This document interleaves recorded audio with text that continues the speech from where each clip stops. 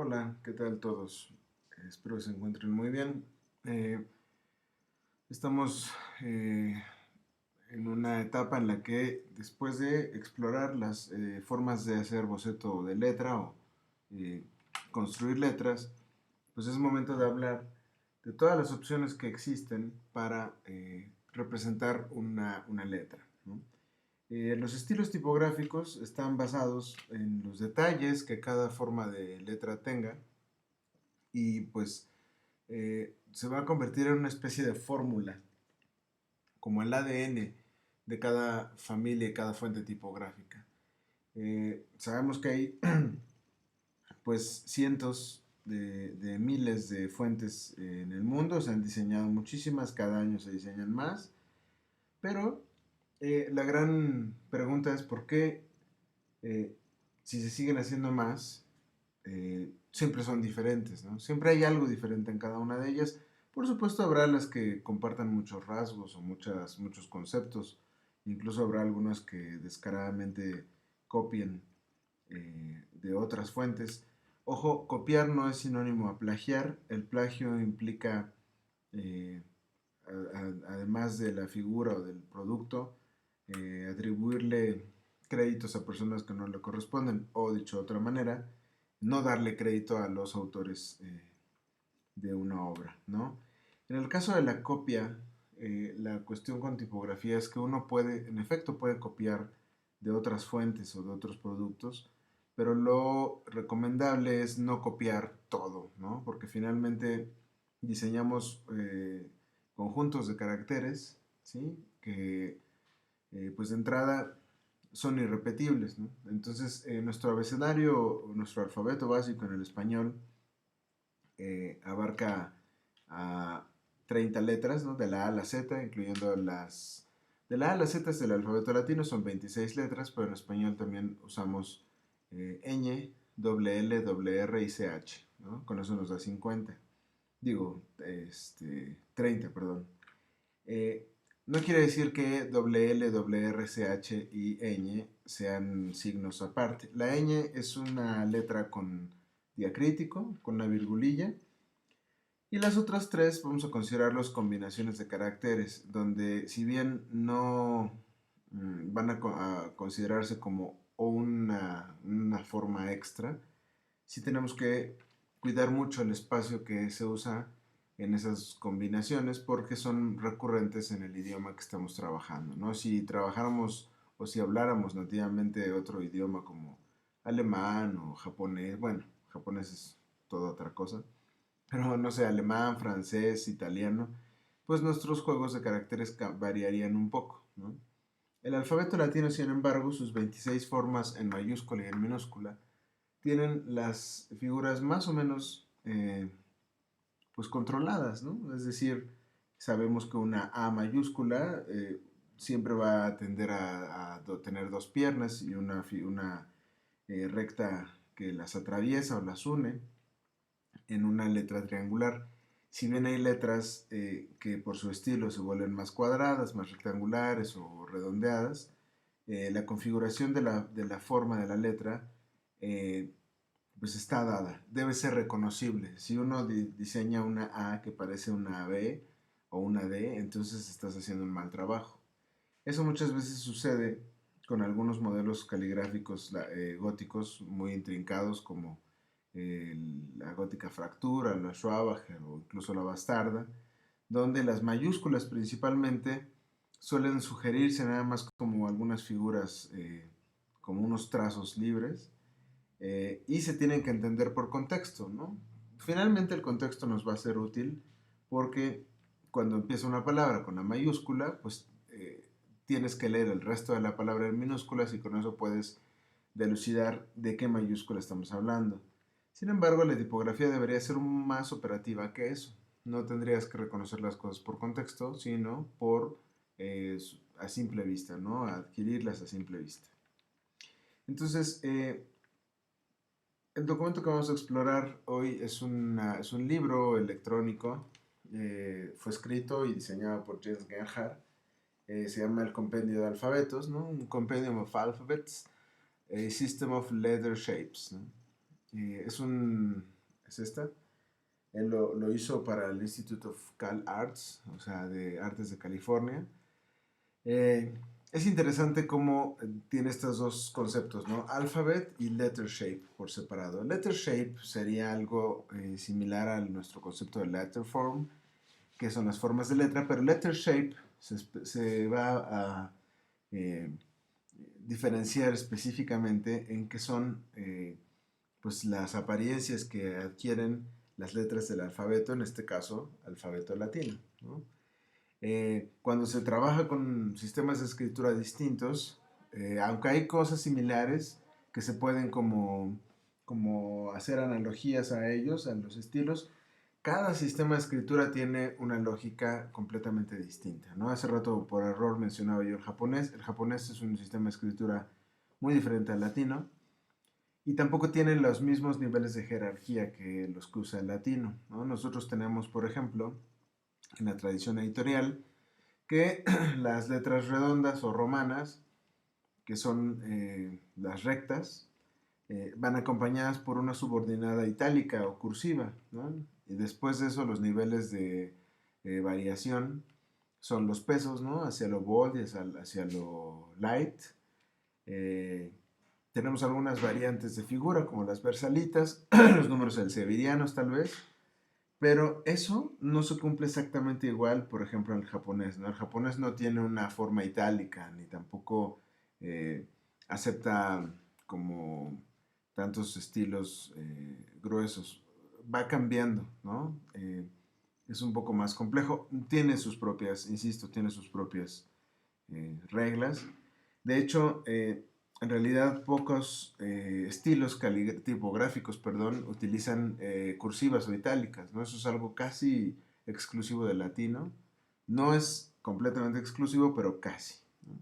Entonces, volviendo al Compendium of Alphabets de Jens Gehler, pues se preguntó, ¿no? O trató de responder a la pregunta sobre la relación entre el esqueleto del alfabeto romano y la forma de la letra, ¿no?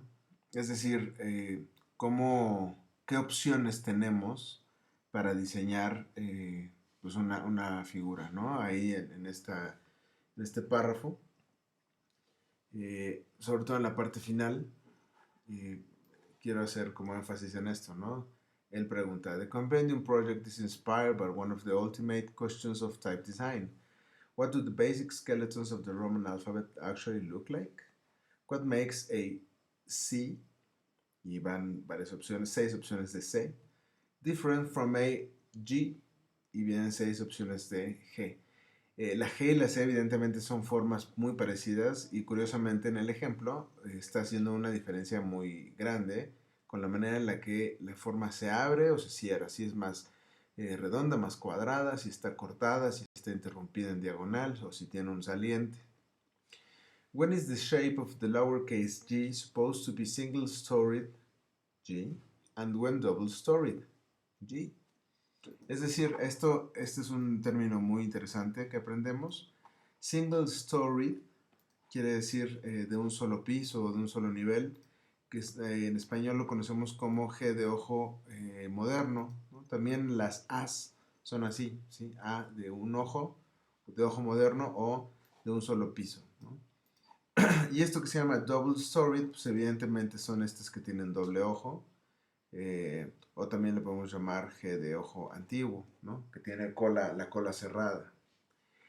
Entonces, en efecto, esta pregunta es muy interesante porque si nosotros combinamos o consideramos todas las combinaciones posibles que se pueden hacer entre formas de mayúsculas y minúsculas, una vez que superamos la elección de qué figuras o qué estilo va a tener nuestras figuras, pues la combinación se vuelve algo muy complejo y eso puede dar pie a que cada fuente que se diseñe se vea distinta. De hecho, se tendría que ser como nuestra meta, ¿no?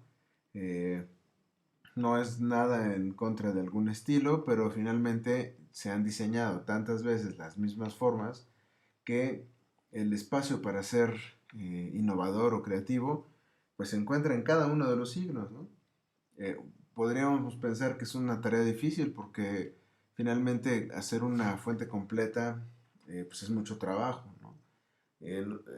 Simplemente para tener como todo el material necesario para escribir en español, estamos necesitando alrededor de 100 caracteres. Hay quien dice que 144, 131. En realidad con 100 caracteres estamos del otro lado en español, ¿no? Pero habría que considerar que cada una de esas partes, cada centésima de ese conjunto, es una oportunidad para explorar figuras. Entonces eso hace que la forma pues, pueda ser infinitamente distinta. Por ejemplo, acá tenemos, es importante, es interesante leer todo lo que comenta Jens, eh, pero vamos a hacer un repaso muy superficial y el resto pues lo veremos más adelante, que es como lo más importante de su compendio. Son algunas figuras, algunas letras, esta es la clásica o reconocidísima helvética, ¿no? Y tenemos otras con un toque un poco más geométrico, más psicodélico, más como de ordenador, más del siglo XVIII, ¿no? Y sabemos que las 5 son As, aunque tienen formas muy diferentes. Entonces incluso hasta podríamos hacer combinaciones de estilísticas. Por ejemplo, así como tengo esta A muy recta, muy pelona, ¿qué pasaría si esta A con esta figura le pongo un contraste similar al de acá, ¿no? ¿O qué pasaría si a esta le pongo una parte baja súper gruesa como la de la psicodélica? Con eso cambiaría por completo, o sea, cerrarla aquí y hacerle un patín súper grueso acá. Con eso la letra se convierte en otra cosa completamente, ¿no? Ahí es donde está el espacio para la innovación, para la creatividad, en elegir qué quieren ustedes que influya en sus formas de letra. ¿De dónde vamos a copiar? No vamos a copiar, insisto, en los 100 caracteres, pero podemos tomar uno de cada cosa, o dos, o cinco de cada una, las vamos integrando y se convierte en algo distinto, ¿no? Entonces, bueno, en este compendio, en esta recopilación, pues básicamente lo que Jens está haciendo es juntar todas las opciones que encuentra de diferentes fuentes. Ahí tenemos los nombres inclusive, ¿no? La A.G. Sans, Advert, Axides Grotesque, Avenir, Bell Gothic, etcétera, ¿no? Donde pues él trata de dibujar este exoesqueleto de cada letra y compararlas, ¿no? Entonces esa comparación lo hizo para cada una de las letras del alfabeto con todas las fuentes que él revisó, ¿no? Aquí está como su tabla, son todos los años en que se publicaron las fuentes, estas son todas las fuentes y estos son sus comparativos de tamaño, ¿no? ¿Qué tamaño tiene a 96 puntos de la altura de X? Qué porcentajes tienen cada uno entre ellos y podemos ver cómo cada uno de los estilos en la numeralia son absolutamente distintos. Y luego para seguir convenciéndonos hace esta superposición de figuras en donde pues básicamente lo que sucede es que no coincide ninguna con ninguna otra, ¿no? Entonces eso es como algo muy interesante que pues podemos reflexionar, ¿no?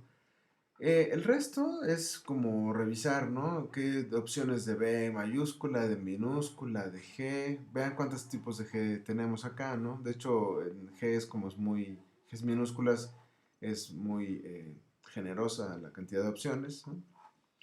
Entonces, pues básicamente después de esto, el autor decide diseñar una fuente, ¿no?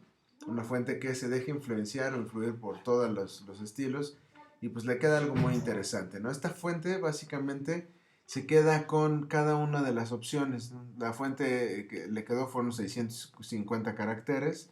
650 caracteres podrían no parecer mucho, porque bueno, hay fuentes que tienen 1000 o 1500 caracteres, pero si consideramos que los caracteres que vemos acá son puras letras, algunos diacríticos, algunos números, pues es una fuente que está compuesta como por múltiples personalidades, ¿no? Y lo más rico de esta colección es que nos permite ver qué opciones podríamos tener para un proceso de bocetaje. De hecho, esa es la razón por la que estoy recomendando este documento, porque finalmente es un trabajo exhaustivo.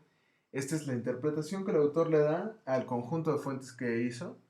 Esto por supuesto que se podría aplicar a fuentes por época, ¿no? Hacer una recolección de fuentes o de figuras de letra de las históricas o de las góticas o contemporáneas o de tipografía mexicana. Es decir, esta reflexión, esta metodología que nos deja el autor eh, es muy importante porque nos permite ver un poco más allá de lo que vemos cuando abrimos una fuente, un archivo de fuente, ¿no? Poner esto en perspectiva o en comparación nos deja ver qué tan diferente puede verse el mensaje que se está componiendo con tal o cual fuente, ¿no? Recordemos que finalmente todas las fuentes son eh, compuestos de caracteres, son conjuntos o juegos de caracteres, ¿no?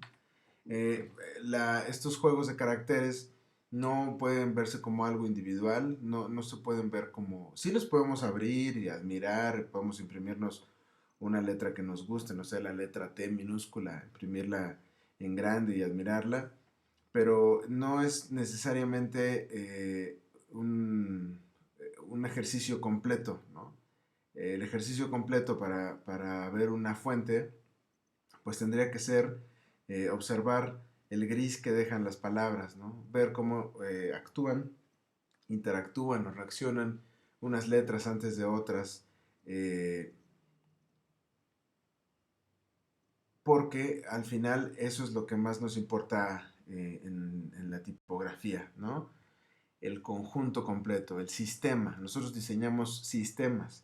Eso es lo más complejo y es lo más interesante de hacer tipografía, porque es un trabajo largo, arduo, pero que al final se convierte en algo único, ¿sí? Todos vamos a diseñar siempre cosas únicas porque es humanamente imposible que hagamos más de 100 cosas iguales a otra persona, ¿no? Eh, el conjunto finalmente es lo más importante de todo, ¿no? Voy a cerrar esta reflexión con una frase de Matthew Carter que dice: Type is a beautiful group of letters, not a group of beautiful letters. O en español, la tipografía es un hermoso grupo de letras, no un grupo de letras hermosas. ¿Sí? Entonces, dejo este documento a su disposición. Espero que lo exploren eh, muy a conciencia y veamos que esta eh, pues abanico de opciones que tenemos cuando se plantea una forma tipográfica eh, pues es amplia, ¿no? Es muy muy amplia. El extra del documento que tenemos acá también pues es una metodología de investigación que podría perfectamente servir para hacer un proyecto de tesis o una investigación, un artículo, ¿no? Entonces, bueno, pues es el Compendium of Alphabets. Gracias por su atención. Adiós.